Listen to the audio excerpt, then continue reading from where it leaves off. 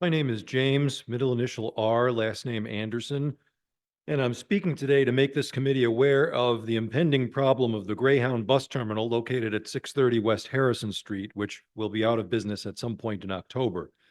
Now, Mr. Chairman, you and the committee members may wonder why this is your concern. After all, Greyhound is a private business, and their parent company chose to make a few quick dollars by selling their real estate holdings. And if they want to do less business in Chicago, so be it.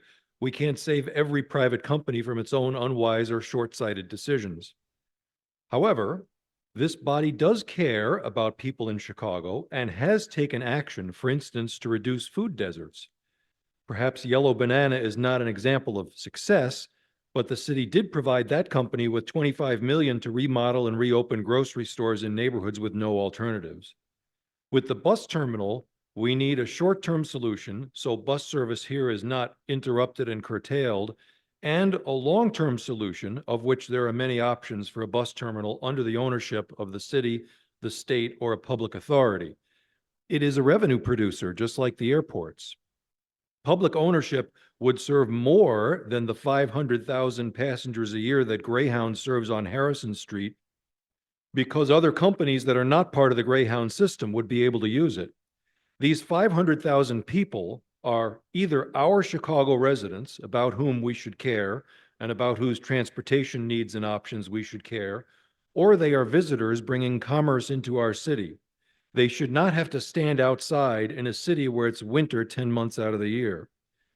Mr. Chairman, you and the committee should be aware that a letter in support of resolving this transportation tragedy was submitted to the mayor, signed by 24 organizations representing advocates for transportation, people with disabilities, the environment, neighborhood groups, and the Chicagoland Chamber of Commerce. The time for doing nothing and hoping this resolves itself is over. Unfortunately, I've heard rumblings that some people are not interested in having a bus terminal in the West Loop because of the terminal's supposed downscale clientele. I don't see any evidence that such rumblings are coming from inside this room, but if any of the honorable members of this committee or the council hear this in the community, they've got to realize it's nonsense.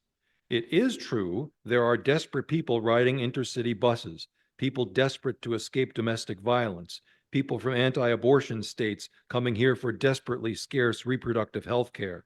And there are ordinary people who are traveling to and from places the train doesn't go.